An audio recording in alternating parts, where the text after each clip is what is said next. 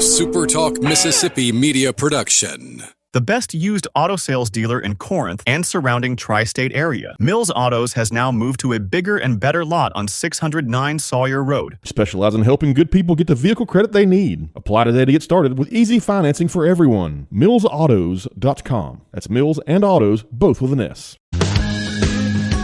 I'm Steve Azar, and I'm on the other side of the microphone, meaning I'm asking the questions this time, and oh, have mercy for the airwaves. I spent 20 years in Music City, wrote and made some hits, traveled the world, and then moved my family back to the birthplace of American music and where the magnolia trees prosper. And now every time I put my feet on Mississippi soil, when I'm off the road, well, I'm at peace. On this show, it's all about hearing the stories straight from the mouths of the friends I've made along the way, their journey to success. Heck, there might be someone on, I don't even know, but you know how us Mississippi types are. We tend to take well to new company. In a Mississippi Minute, all 60 of them. I'm Steve Azar. It's just like that muddy river, moving slow. Ain't no worries, it's how life goes, baby. In a Mississippi Minute. Hey folks, time for another In a Mississippi Minute. Steve Azar here. Really grateful for you tuning in, as I always say, because I mean it. Visit Mississippi.org, another reason. I've been allowed to do this show for into my 9th year, and I'm really appreciate them so much and my team at SuperTalk. Go to visit Mississippi.org. We're talking music today, and you know that excites me, as today's guest is someone who truly embodies the power of music to inspire, educate, and transform lives. He's an accomplished musician, educator, trumpeter, arranger, and community leader whose career has taken him from sharing the stage with legendary artists like, well, the King of the Blues, B.B. King, the Temptations, Mavis Staples, then to shaping now the lives of students across Mississippi. As the band director and performing arts director at the Mississippi School of the Blind, he combines musical excellence with innovative teaching, mindfulness, and mentorship to help young people discover their potential. He's well accomplished in various facets, a Grammy Music Educator Award quarterfinalist, a Mississippi Jazz Foundation Music Education Award recipient, and a respected advocate for arts education, as you would well know, just from hearing what you've heard so far. He has dedicated his life to proving that music is about much more than performance. It's about purpose, connection, and changing lives. Please join me in welcoming the one and only, yet another Mississippi treasure, Kimble Funchess. Top of the day to you, Steve Azar. How are you today, It's sir? so good to talk to you. I've heard so much about you from our mutual friend, Dr. Alfonso Sanders, and he praises you he screams your name from the top of the levee, which is as high of a mountain as we have down here. Yes, I feel the same way about him. Yes, I love it. I love you. Your reputation precede you. Oh, man, I don't know. Well, I'm grateful to have you on. I want to get started because I know where you are right now. When I moved back, one of the first and most important things that I wanted to do was be a part of my old school at Delta State that had the Delta Music Institute, and I wanted to be the artist in resident, and I'm still serving as that. And I have learned more about myself as a musician by working with students. They have so much to offer, you know, and it keeps you energized in a certain way, and something that I never thought I'd be doing. While still doing my music career and all that. It's just been so rewarding. So I know it took a long time for you to get to where you are today. I want to know that time when the bug bit you in music and you knew that there was no cure for it and this was going to be your life. Take me back. Steve, in the 5th grade, I remember seeing Mr. Louis Armstrong on a television show playing his trumpet. And he played that last note and he reared back and he did that laugh that he was famous for. And when he opened his arms and did that laugh, the audience just erupted into applause and just embracing him. So when he played and opened his arms, he embraced them. And when they applauded, they was giving him that love and that appreciation back. And he reared back and did that big laugh that he was famous for. And man, I just kind of glanced over at my parents and I said, whatever that is, if I can just get a little bit of that, I'll be okay. And, that's so great. Well, there's a moment. So with most of us, 99% of us, every once in a while I'll get somebody will trick me up and go, oh, I sort of stumbled into it.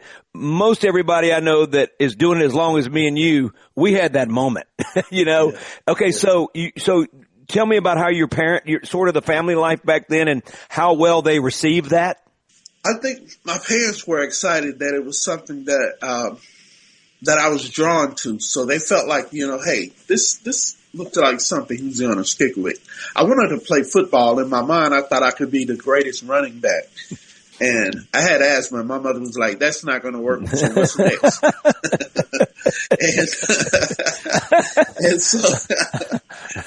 And so the coaches would see me. They was like, man, we think we can get him into he's got the build for it, so we can get him going. She was like, no, something else. So music became it. A lot of my friends transitioned out of band that we started with in beginner band, but I stayed there, man. And that trumpet in middle school quickly became my ID. Everybody knew me as the trumpet player that loved playing his horn, and that's what he wanted to do.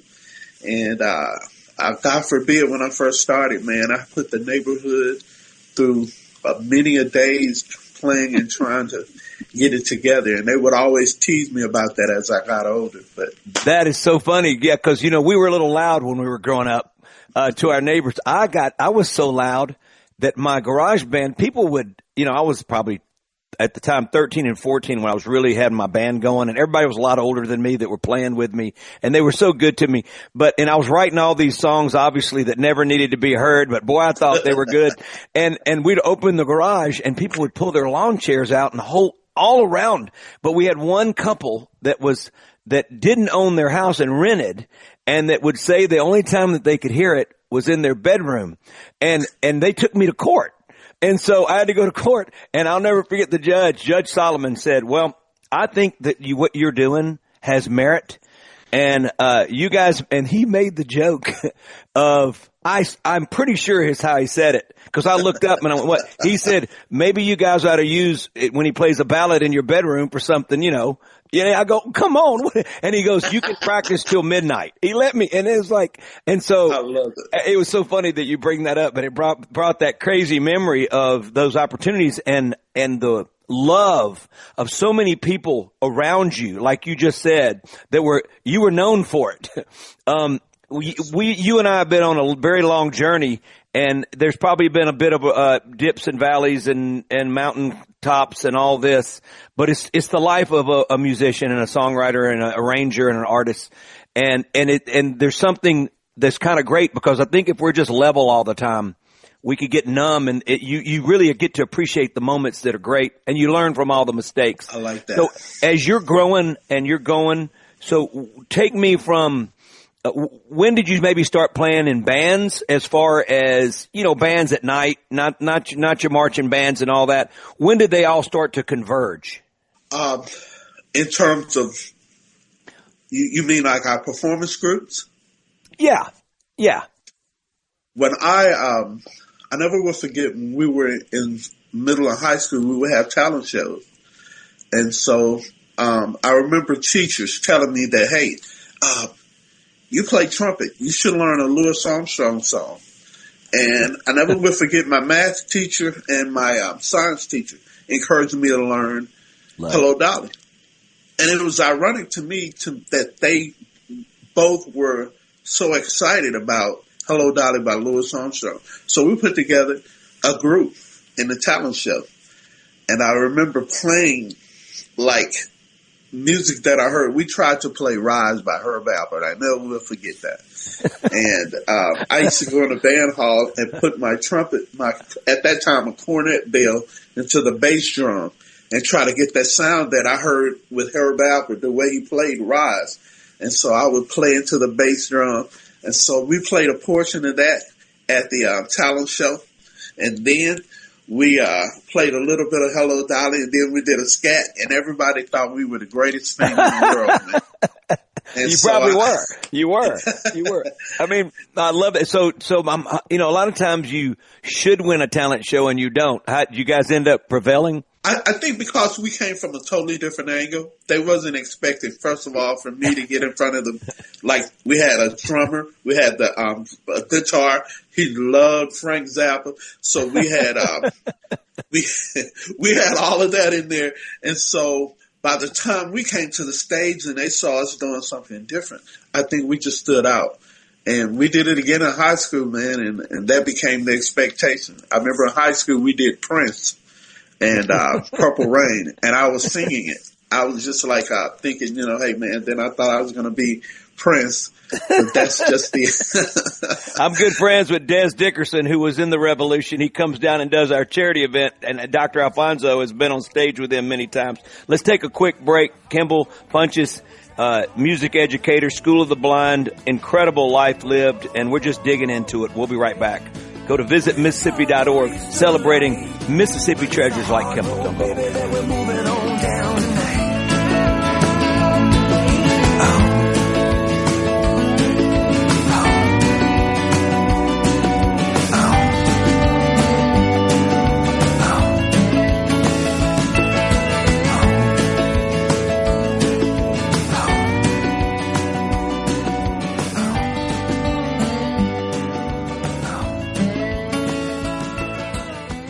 Your next customer is searching online right now. Will they find you or your competitor? If your website is outdated, slow, or hard to use on a phone, you could be losing business every day. SuperTalk Mississippi Media builds sharp, mobile-friendly websites that look great and work even better, and they're more affordable than you might think. We can drive customers to your new website with powerful radio commercials and targeted digital ads on Facebook, Google, TikTok, Hulu, and more. Call SuperTalk Mississippi Media at 601-991-2305 or visit stmmdigital.com. At Key Constructors, our SuperTalk Mississippi. When you've done all you need to do, and you've had more trouble than you can use, and you've painted every road that you can find. Kimble Funchess is my guest today. Music educator, trumpeter, arranger, award-winning, just amazing, and he has been recognized in so many ways, and he's just getting started as far as I'm concerned. Visit Mississippi.org. Man, we're the birthplace of America's music. Without folks like Kimble coming along and being inspired like the likes of Louis Armstrong, those moments, then we can't carry on the tradition. And so visit Mississippi.org. Check it out. Kimble, all right, so we get out of high school, and then are scholarships awaiting you? What's going on in college? Yes. My had several opportunities, and I don't know, man. I had the opportunity to attend Jackson State, and I went there and I auditioned, and I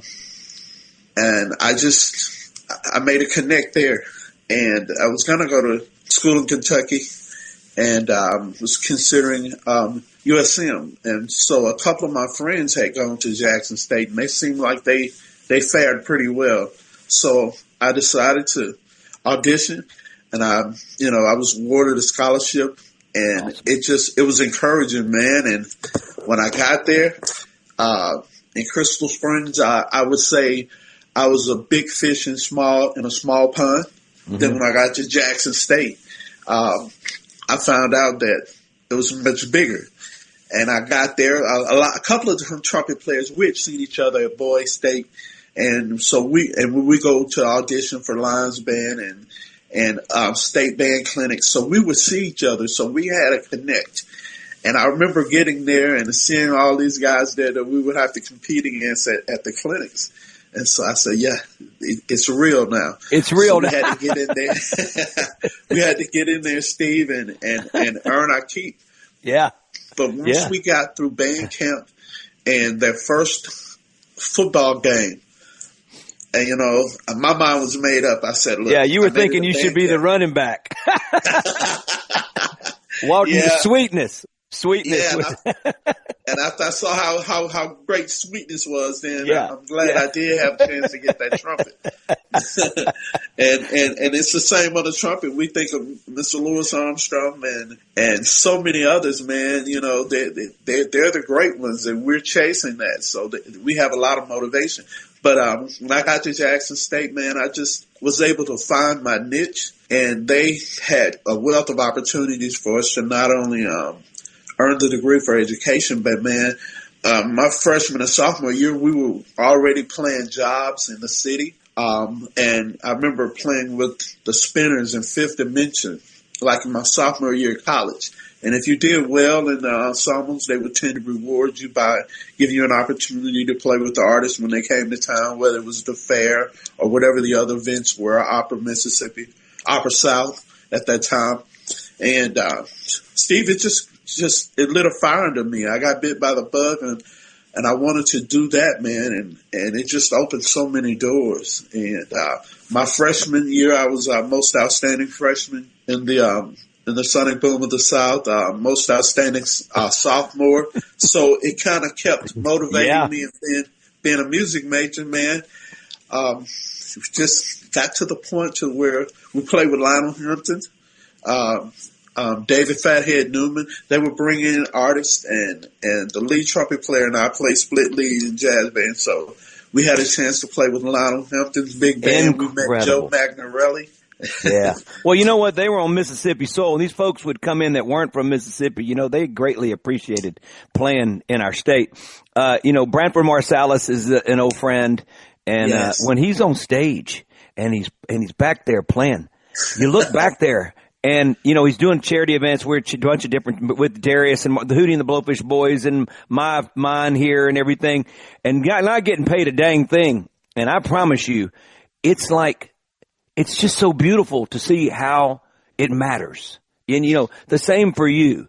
I love looking back at horn players. I love looking back at Alfonso because, he's practicing right now. He is. And sometimes I got to rein him in a little bit. He gets a little excited because I give Alfonso a lot of free rein. And I'm like, okay, Alfonso, I never had a horn player in my band until him and Walter King, and having them together and all that was like, oh my God, this is amazing.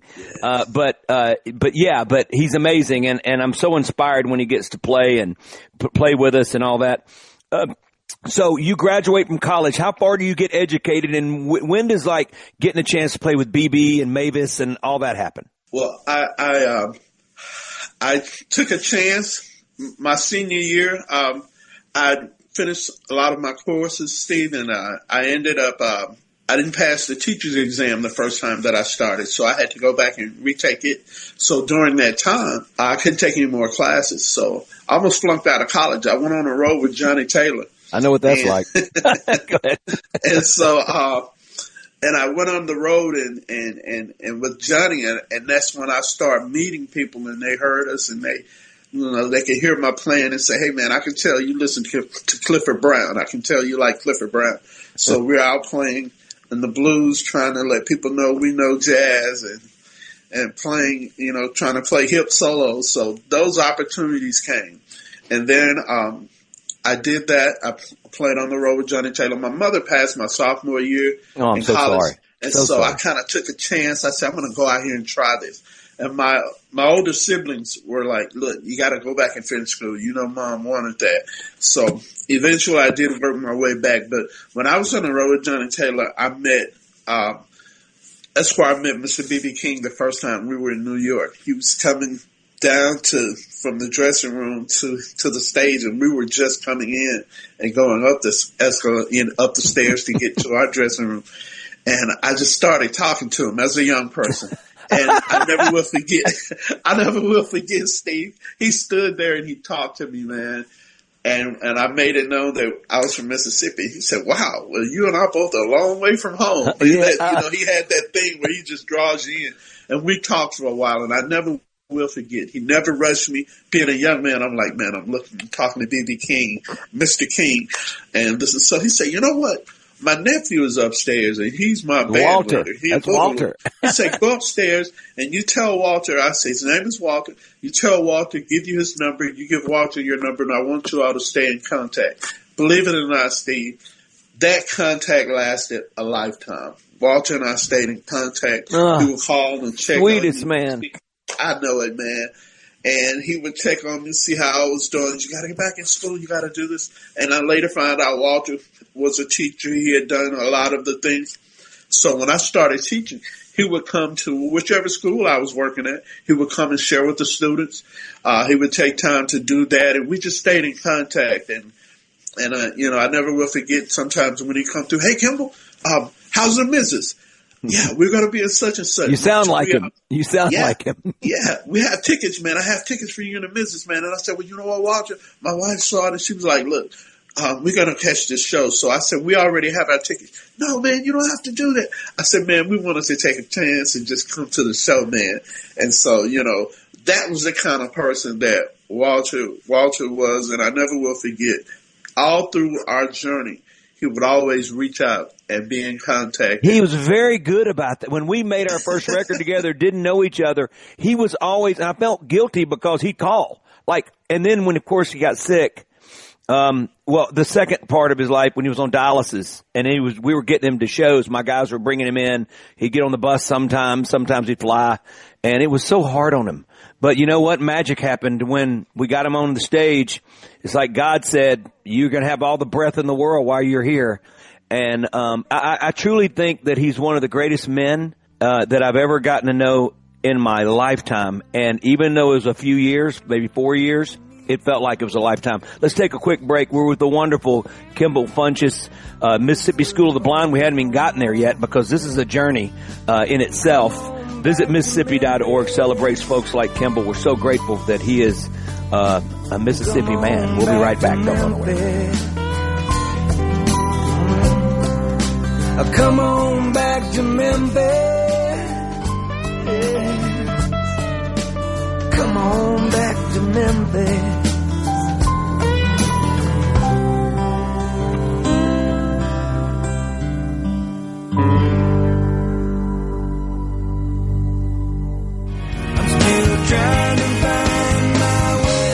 Up to $20,000 available for first-time home buyers. Hey folks, Steve Azar here. Helping is the heart of our friends at Guarantee Bank. They offer programs like the Home Buyer Equity Leverage Partnership Grant that can assist qualified first-time home buyers with up to $20,000 towards down payment and provide home ownership counseling to empower you on your journey. These funds are first come, first served. Learn more about this program and to apply now, go to gbtonline.com. Guarantee Bank, member FDIC. There's a ton of content from SuperTalk Mississippi on our new YouTube channel. Just search SuperTalk Mississippi on YouTube or go to supertalk.fm/YouTube. Be sure and subscribe for free to get the latest scoop on what's happening in Mississippi news, politics, sports, and the good things happening here in the state. Your next customer is searching online right now. Will they find you or your competitor? If your website is outdated, slow, or hard to use on a phone, you could be losing business every day. SuperTalk Mississippi Media builds sharp, mobile-friendly websites that look great and work even better, and they're more affordable than you might think. We can drive customers to your new website with powerful radio commercials and targeted digital ads on Facebook, Google, TikTok, Hulu, and more. Call SuperTalk Mississippi Media at 601-991-2305 or visit stmmdigital.com. From the Seabrook Paint.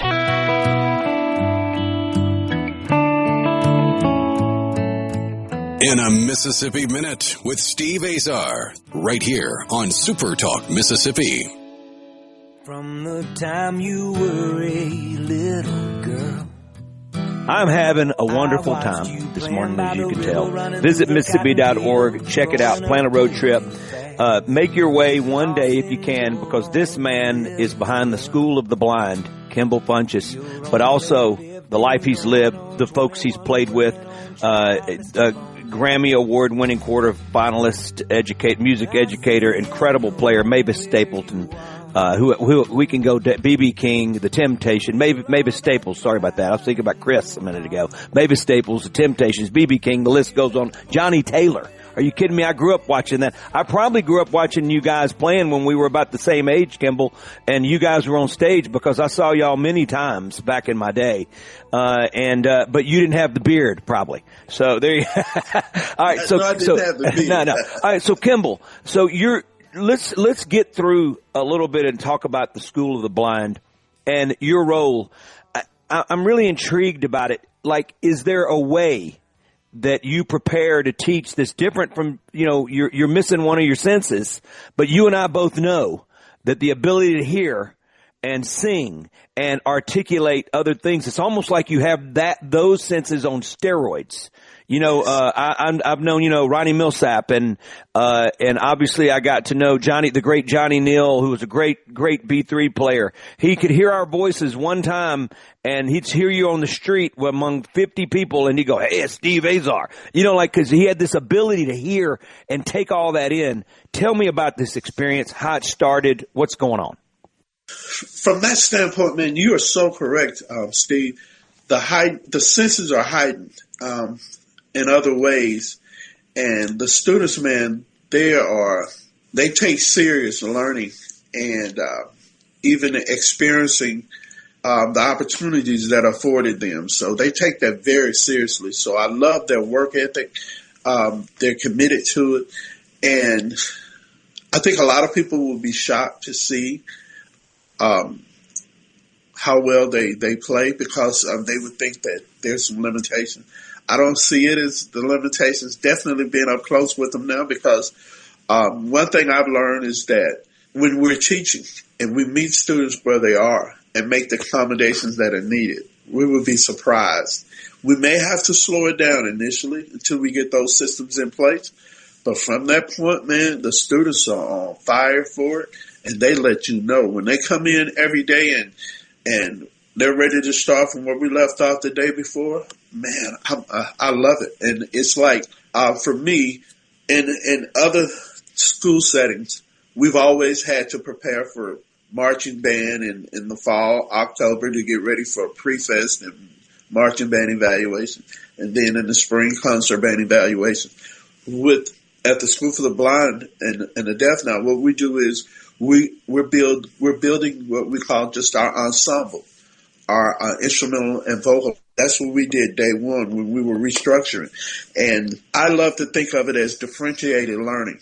I've always heard differentiated learning when we were teaching in my other band settings, but I truly feel like I have experienced differentiated learning at the Mississippi School for the Blind and the Deaf, because each student, you have to meet them where they are and develop a plan for them.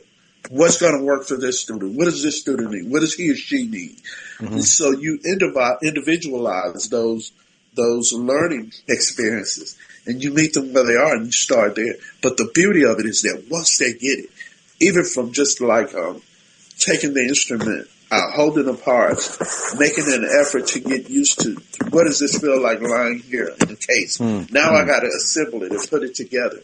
Then I got to take it back apart and remember that. So now we got to start there. Mind you, they're ready to play the instrument, Steve. They're so ready to play the instrument. Yeah, they already want to be great at it. Yeah. They want to skip it. Yeah, right. They want the excitement. Okay, so dealing with someone that's hearing impaired versus visually impaired that don't have both, that aren't both blind and deaf. Yes.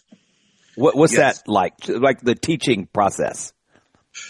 Once again, for students that are vision impaired, when you think of it, we have to use those skills that are more to their advantage. So, I may have Bill McCann's Dancing Dots, where it has the colors and it shows the different sounds. The sensory integration is there. And, wow. We may take a moment, and if they need larger print, I'll write it on the Promethean board. I'll have it in sheet form, so where the print is larger. Then we'll turn back around. I'll make those pieces available through in Braille. So it's definitely a team effort with the teachers there that are on staff, everybody networking, and then we'll tie in a way for them to use these same skills in their other classes. So they're being reinforced. But from the music standpoint, repetition is our friend. Once we learn the first 5 notes in the key of B flat, and we just stay on that first note, and then we'll add the next note, then we'll move up the first 5. We have the first 5 notes, and we get excited about that, and then we'll do different rhythms on those. And then the next week, with our lesson plan, we'll go to the next key, and then we'll spend time learning the first 5 notes in that key. So now we're scaffolding it. We're adding together. So they're learning the language. They're learning pieces. And then we revisit. And so if there's anyone that may need remediation with that, as a class, we can help them get there. So those are the things that are most beneficial. And the cool thing that I love about it is how they look out for one another. They're going to make sure everybody get it. They're going to make sure everybody. And I get that, and I love that. I love it. I love that that's y'all's culture.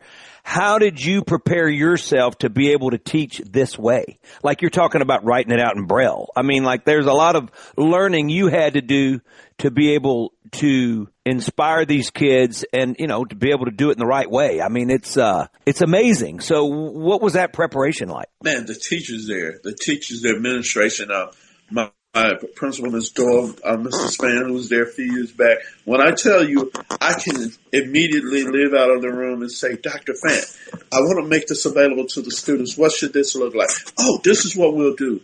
So Dr. Fan's of the culture, so she'll make sure I have what I need. Miss Shelley Franklin. So there's so many people who are there that are TVI, and what they're going to make sure you have everything. And so with music, I'll come in and say, we're going to go over the first 7. I want them to know the music alphabet. I have it written out. I have it on the board, but I want it in Braille. So they'll make sure I have it slim and trim and not adding a whole lot of fluff. And they'll make sure it flows so the students get it. And then they'll use it in another class setting.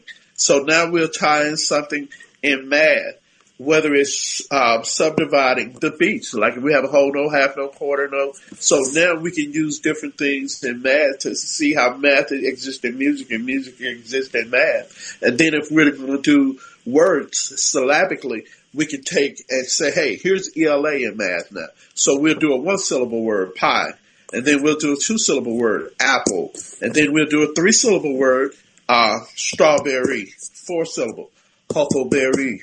So now we find different ways to tie in each subject matter so it becomes cross-curricular. So now it can be reinforced in other classes in some manner, but at the same time, we reinforce so much.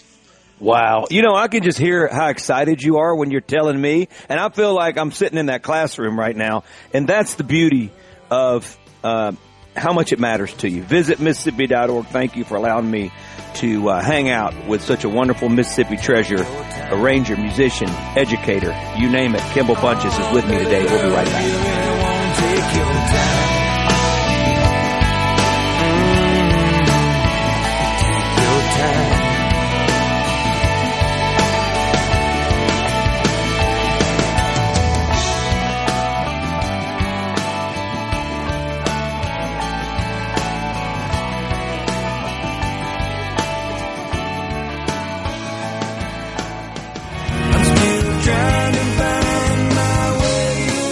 $20,000 available for first-time home buyers. Hey folks, Steve Azar here. Helping is the heart of our friends at Guarantee Bank. They offer programs like the Home Buyer Equity Leverage Partnership Grant that can assist qualified first-time home buyers with up to $20,000 towards down payment and provide home ownership counseling to empower you on your journey. These funds are first come, first served. Learn more about this program and to apply now, go to gbtonline.com. Guarantee Bank, member FDIC.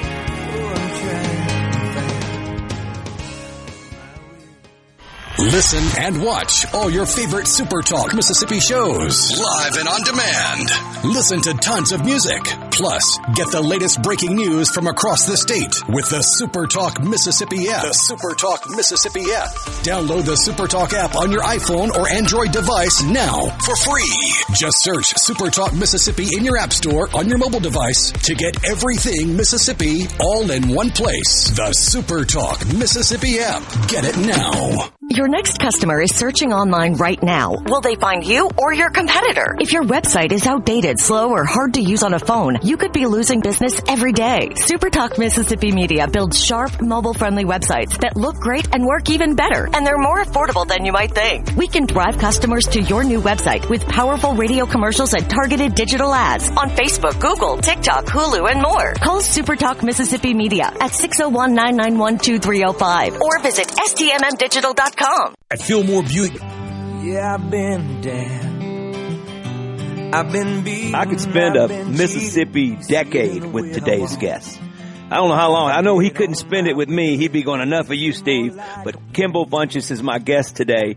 Incredible career in music. Mississippi Jazz Foundation Music Education Award recipient, among others. Played with Mavis Staple. Played with B.B. King, played with Johnny Taylor for a while. The list goes on and on, but what he's doing with School of the Mississippi, of the Blind and the Deaf is absolutely encouraging, inspiring, and what a life lived so far, in music education and on the stage and in the studio, because, it's everything. Visit Mississippi.org, check it out. We're the birthplace of America's music. Thanks to folks like Kimble. We get to keep proclaiming that. Kimble, I love just the excitement. Has there been a diamond in the rough? I know that you probably have a lot of different versions of diamonds in the rough. Someone that came out and that you just knew immediately, like, okay, wait a minute. This is a little bit over the top special. Man, there was a young man, and I probably shouldn't call his name, but I'm going to go ahead and say it. I met him my first year. His name was Torrance Peterson. Torrance is in college now. And he's a college student. Torrance, man, when I heard him play the guitar, and I had him to start on rhythm instruments, that was my first year at the School for the Blind. And I never will forget having the students to play percussion instruments so we can get used to playing together as an ensemble. So they're doing all these boring exercises, all of these rhythms and different things just to kind of build that. And Torrance would come and tell me at the end of class he'd play the piano. He'd say, Miss Funchess, I play the guitar.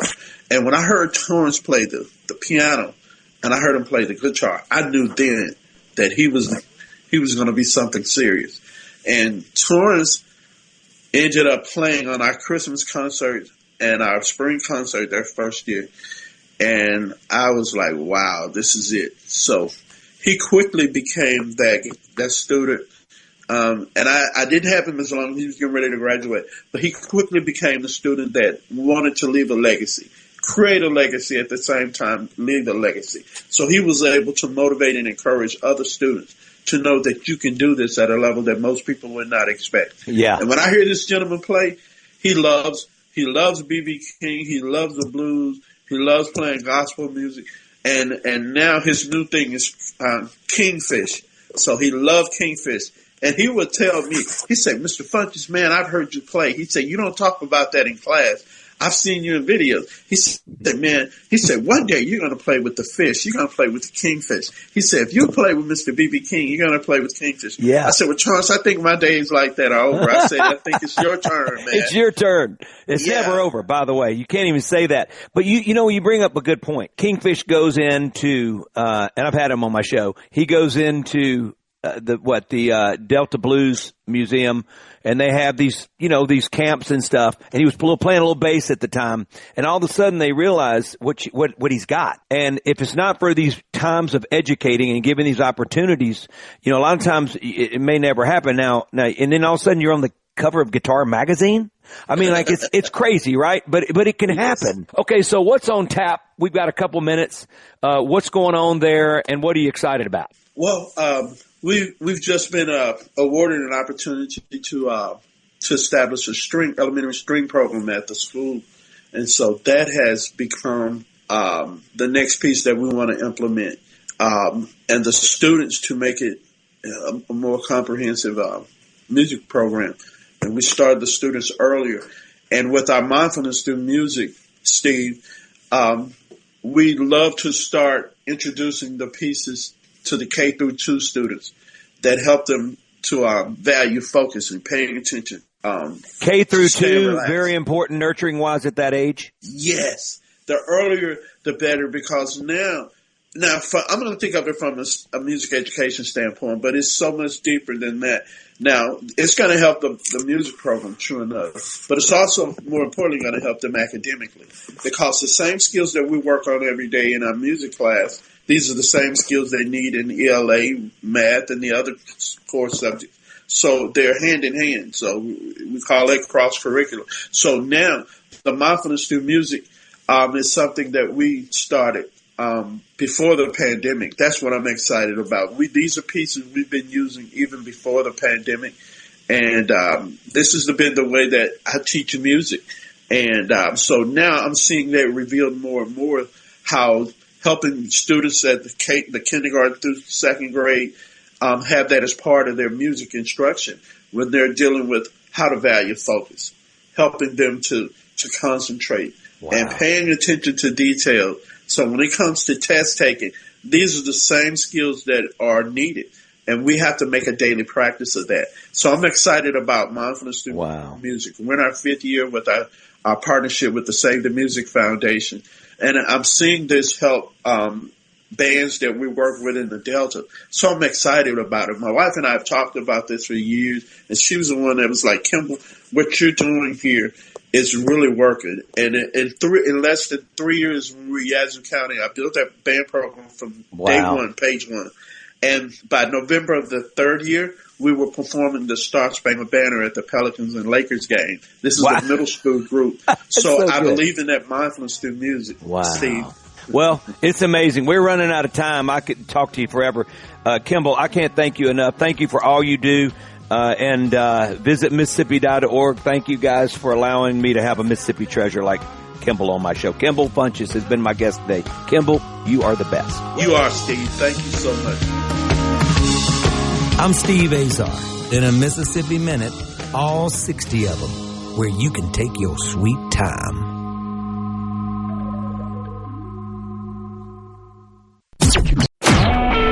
A SuperTalk Mississippi Media production.